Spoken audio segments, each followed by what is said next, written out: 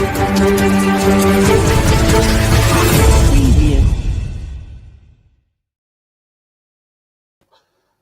and welcome. My name is Zaffar Iqbal and you are watching the Mojo story.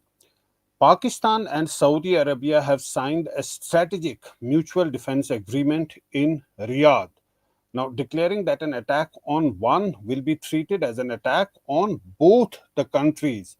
Now, reports do indicate that it could even extend to Pakistan's nuclear umbrella for Saudi Arabia.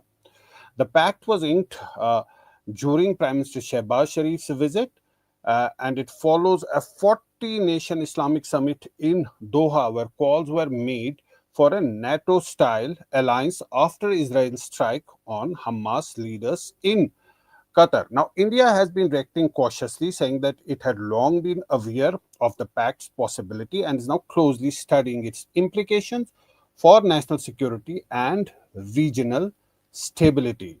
To discuss more on this, we're joined by a special guest. We're joined by Kanwal Sibal, who is the former Foreign Secretary. Welcome to Mojo Story, sir. How do you assess the timing of this defense pact between Pakistan and Saudi Arabia? It comes just a few days after the leaders of the Islamic countries met in Doha, which was followed, which happened after Israeli strikes in Doha on Hamas leadership. Well, our statement says that we were aware of these developments, which means that there is no direct linkage with this Arab summit. And the fact that just a few days after that, this pact was announced. No, these things don't happen suddenly, as you well know.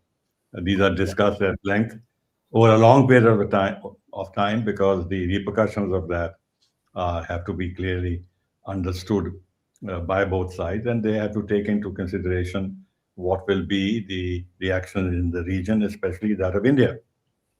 Right. So the fact that they have gone ahead and done this is a matter which of serious concern to India, because India has not taken time to react. It has reacted immediately. Right. And it has also underlined its security concerns. And also, in a sense, it's a warning that we will take all steps necessary in all domains of security. So it's a clear signal to both the Saudis and the Pakistanis that we will take whatever necessary steps are required to ensure that this pact does not create a security threat to us, or that we'll be and that we are determined to find ways to counter it. Now, I'm a bit surprised that Saudi Arabia has gone ahead and done this, because when they talk about aggression against one country being treated as an aggression against another. Yeah. Now, the point is that Pakistan will be vulnerable to aggression from whom?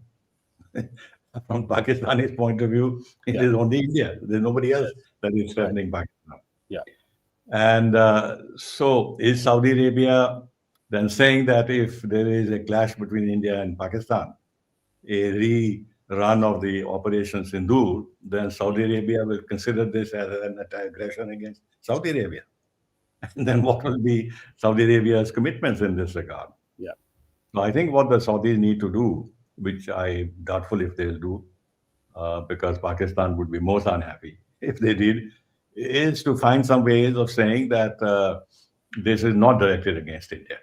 In fact, there is a statement to this regard. Al Jazeera is reporting that a Saudi official has told Al Jazeera that our relationship with India is more robust than it has ever been.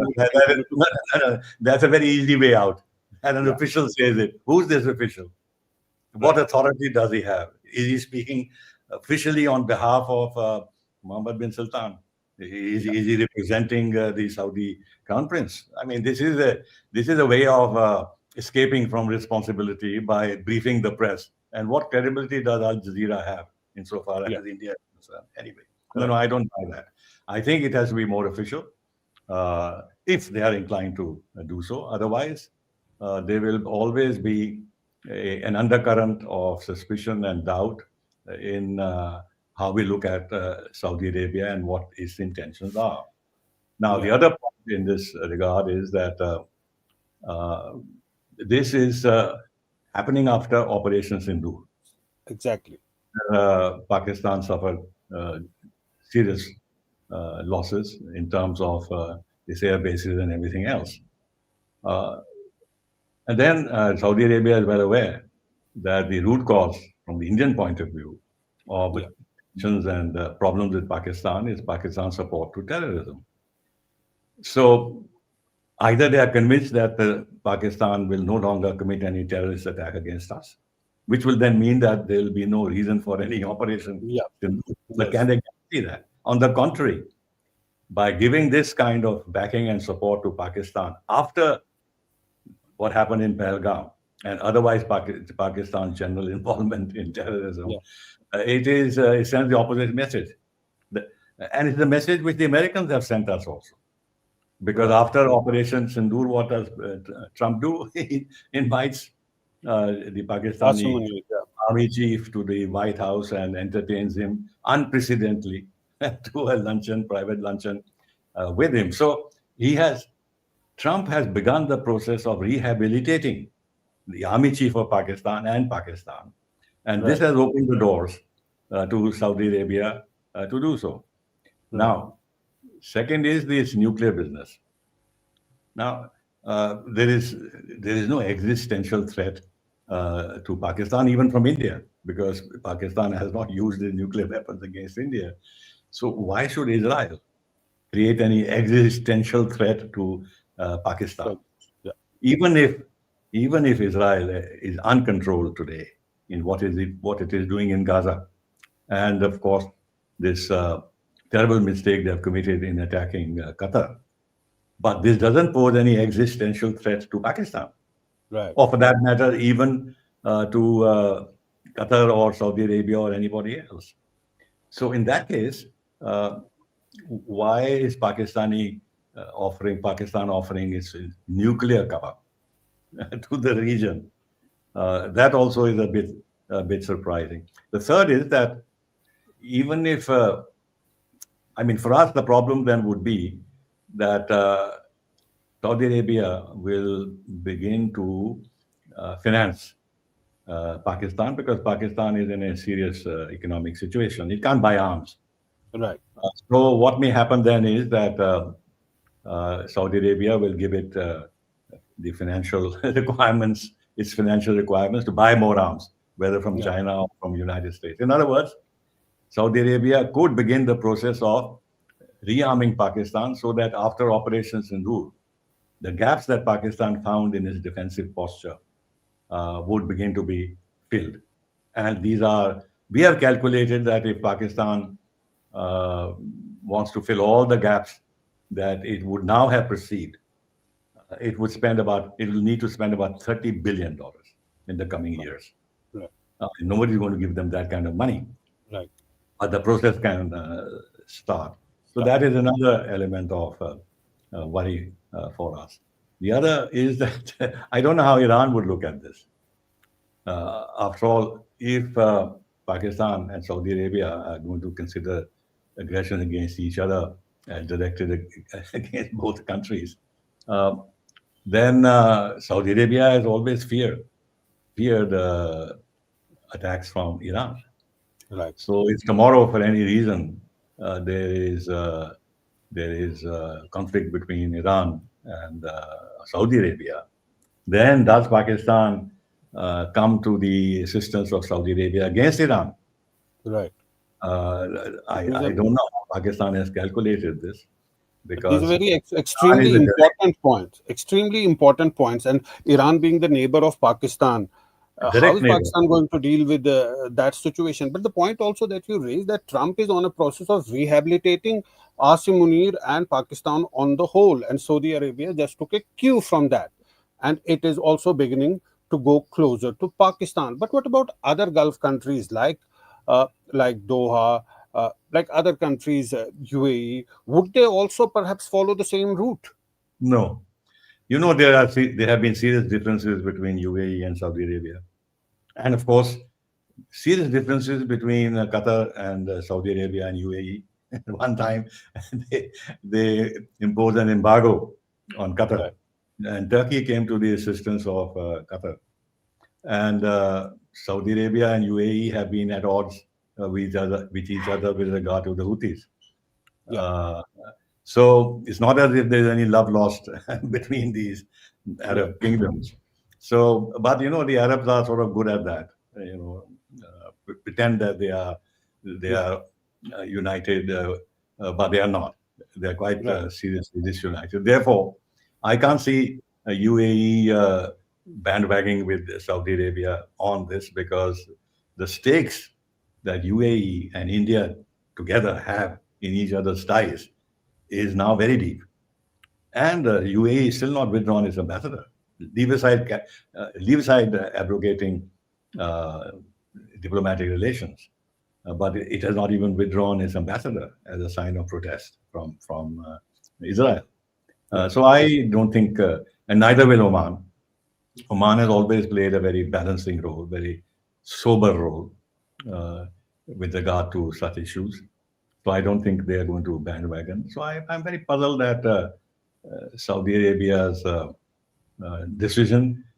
If, for example, before signing this, they had kept us apprised and told us that we are doing this, but don't misunderstand it. This is more in terms of our Arab politics and vis-a-vis Israel, etc., and a signal to the United States that we don't now entirely depend on the United States for our security because of the manner in which they are giving Israel a free hand. Then we wouldn't have reacted the way we have.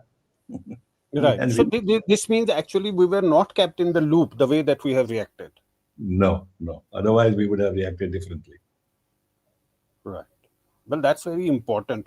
But also the fact that India Saudi relations have also improved over the years. Now, India, say, not just Saudi Arabia, but other countries like India UAE trade was $100 billion last year. And there was a Delhi declaration between Saudi Arabia and India. There have been lots of exchange, particularly in areas of trade and commerce. You know, will this create an impact on other facets of the relation between two countries? It is bound to.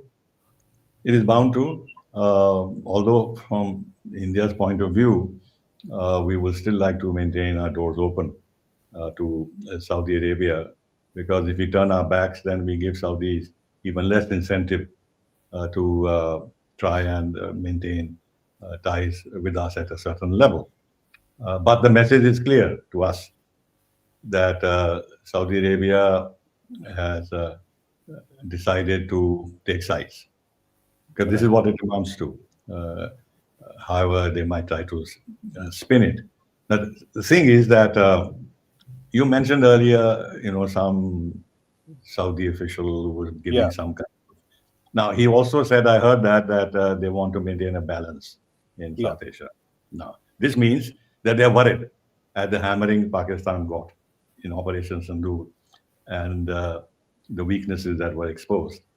Uh, so, therefore, they want to make sure that Pakistan, going forward, is able to withstand Indian military pressure if it comes to that. And for that, they want to back Pakistan to strengthen the military sinews of Pakistan to maintain the balance and also political balance. Yeah. Because earlier on, relations between India and Saudi Arabia had become very close. Yeah. And in fact, Mohammed bin Salman actually gave the highest honor of Saudi Arabia to Prime Minister Modi, Right. and he visited India. The relationship has been very good. Um, so, um, so they would also have an interest in not losing the all the positives that have developed in ties. Therefore, I'm at a loss to understand why you should have a defense pact where you say that aggression against one will be considered aggression against Right. the other. That is, Now, it's, what does it mean if tomorrow there's a clash between India and Pakistan? Then does this agreement bind Saudi Arabia to also join in that conflict? then why have this agreement? Yeah, I mean, if the idea is that look, we will support each other if one side has is a victim of aggression, and then at the back of your mind you are thinking that I'm not going to do it, and then what's the point of having the agreement? Now, there are different ways of doing it. Doesn't mean that Saudi Arabia will send its air force and its soldiers. The soldiers even can't fight the Houthis, so forget fighting in our subcontinent. yeah, But anyway, they can give money. They can give that kind of support for them to buy arms and at the political level mobilize the OIC uh, yeah, and also put some economic pressure on India. We have several million uh, yeah, expatriates in Saudi Arabia, uh, and then the fact is that for the Hajj and everything else, it's the most sacred place for Muslims all over the world. yeah, Uh, and and Saudi Arabia has been pressuring Pakistan even on the Hajj, as you know. They have been yeah, limiting the number of Pakistanis that have come, and also, uh, you know, the narrative is that the Pakistanis send thousands of beggars to Saudi Arabia during Hajj because that's the yeah, time when they can get arms and yeah, whatever else, and they try to stop limit those numbers and this and that. So we've been, of course, always negotiating with Saudi Arabia for bigger Hajj quota and everything else. So these yeah, are some of the points of pressure. The other concern that I have is that irrespective of what is in Saudi Arabia's mind, the jihadi organizations in Pakistan, as well as Asim Munir, who is himself a bit of a jihadi, they'll feel very encouraged.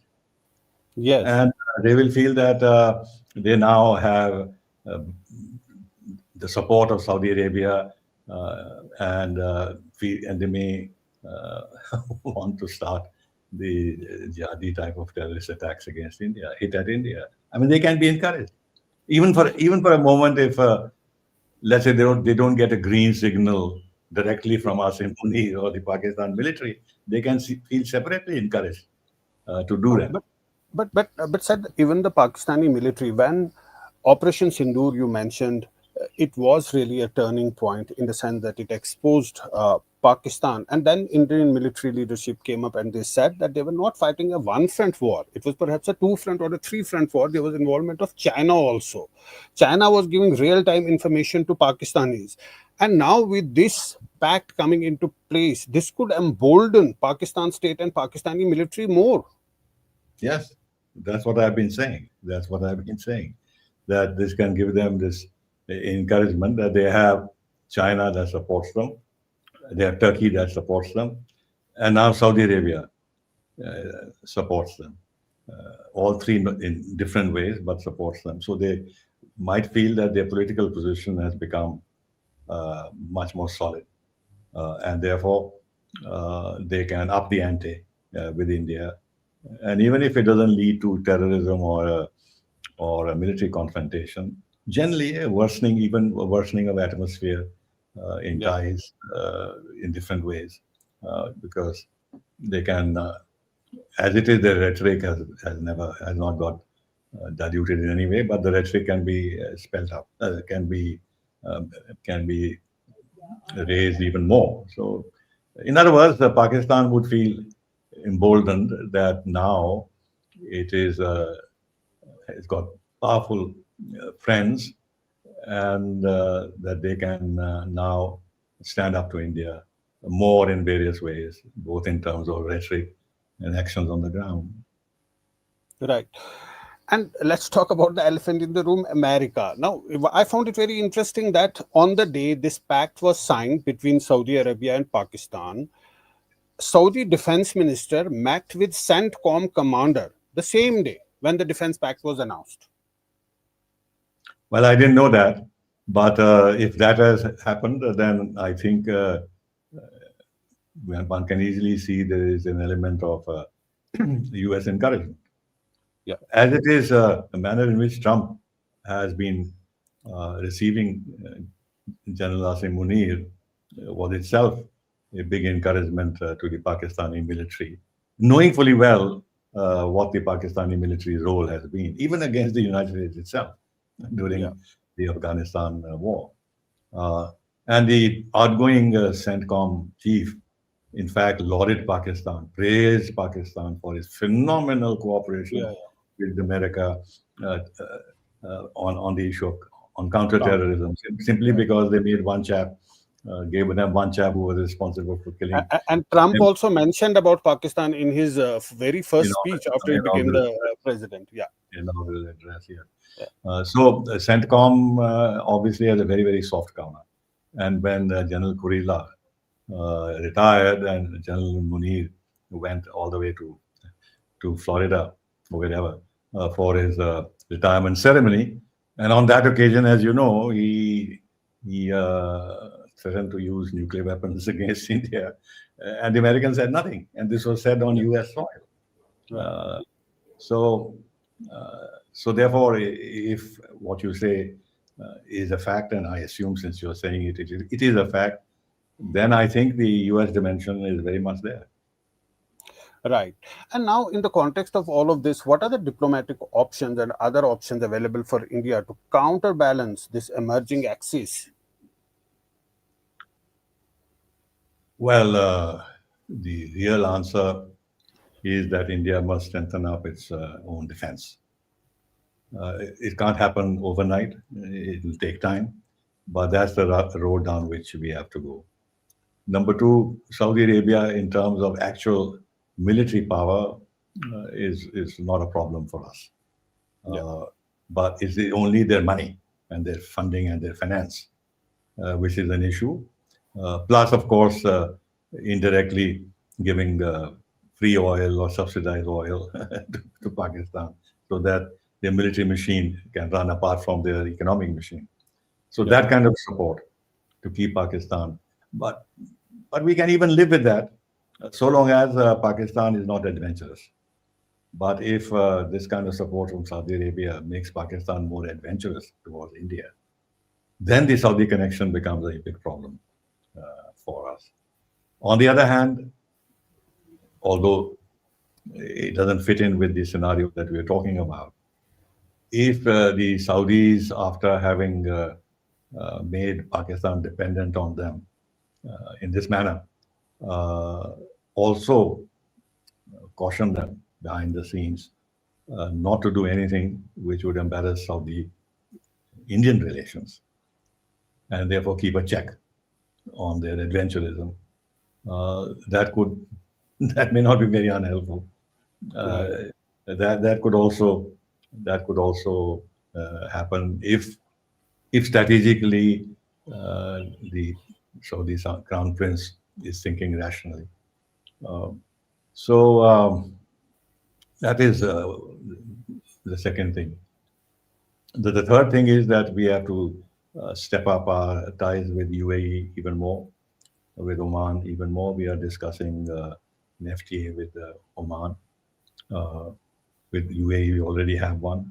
Of course, this IMET business now is a bit out of reckoning, uh, and so is ITU too. But IMET also, I think, will receive a setback. But that doesn't stop us from deepening our ties with the UAE. On the day that Saudi Arabia signed this defense pact, it was interesting to see that on this Al Burj Khalifa, Yeah. right across the height of it, they were wishing happy birthday to our Prime Minister. Thanks, So with Mojo. Yeah. UAE, our relations are strong. Then with other countries in the region, whether it is Bahrain, whether it is Iraq, uh, we have very good relations. So it's not as if this is the end of our ties with the Saudi Arabia, but Saudi Arabia, to my mind, has been strategically very insensitive by signing this defense pact uh, with Pakistan, which has this clause in it that an aggression against one is an aggression against the other. In the context of what I explained, that the only potential aggression in inverted commas that Pakistan can be subjected to, it would be from India, from no one Right. else. Right. And you talked about Saudi money and the oil that can come to Pakistan, but also the equipment, the weapon that Saudis have been buying from Americans and from other countries. Now, this also uh, creates a situation where Pakistan gets more access to that also.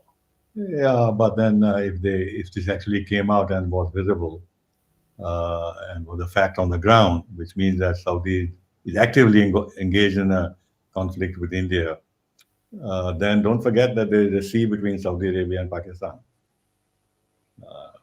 So it won't be that easy.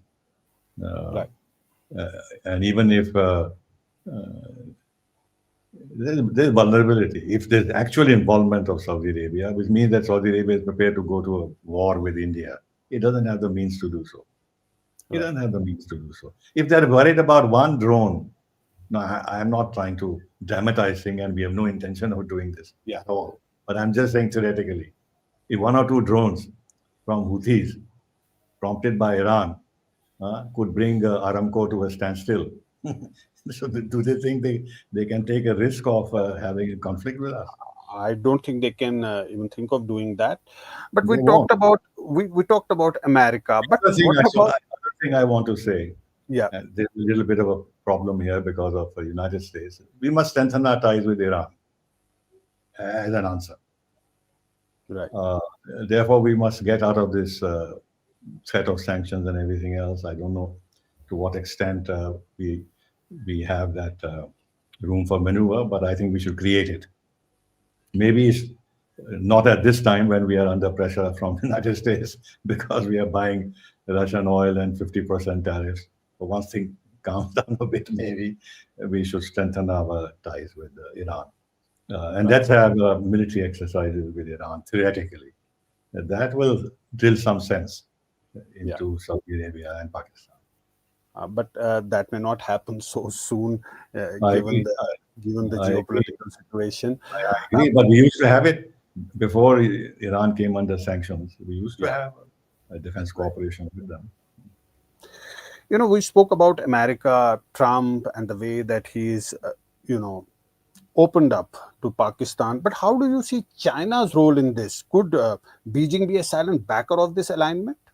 Because it cannot be that China has no role to play. Pakistan does everything uh, You see, with the for nod of the China, Beijing. for China, it's also a bit of a problem. Any unnecessary adventurism by Pakistan can land China into trouble. But China is very happy to support Pakistan and strategically try to neutralize. But they also know what Pakistan's weaknesses are. And since they have invested so much in Pakistan, they don't want their investments to be lost if there is a major conflict between India and Pakistan, and Yeah. Pakistan is suffers. So they would also have an interest both in maintaining pressure through Pakistan on India, but at the same time not allow that to become far too big, that which may risk actually a conflict, which may then uh, affect their interest there and then draw them in some way or the other. They would Right. want to avoid that. And coupled with that is the kind of efforts that are being made, however limited they are for the moment, in trying to move towards some normalization of ties between Right. India and China. So, in that context, China may not uh, be supportive of this kind of triangular China, Pakistan, Saudi kind of pressures on India. And on the nuclear issue, China would in any case be very worried because even when it came to Russia, if you remember, Xi Jinping was advising that nuclear weapons should not be used. Yeah. Uh, Even such a close ally that the two sides have become Yeah. and dependent on each other. Now, therefore, they're not going to be approve of Pakistan offering nuclear cover to the Arab world or whatever. So I think that kind of rhetoric from Pakistan or this NATO business actually will worry the Chinese. Right. As it That's is, that's their position is that one should not, at least the stated position, divide the world into blocks. I blocks, mean, they right? object to Quad and they object to the Indo-Pacific concept because these creates blocks and this and that. So how will they? They can't. They will not support a NATO-like structure in the. NATO-style Islamic military.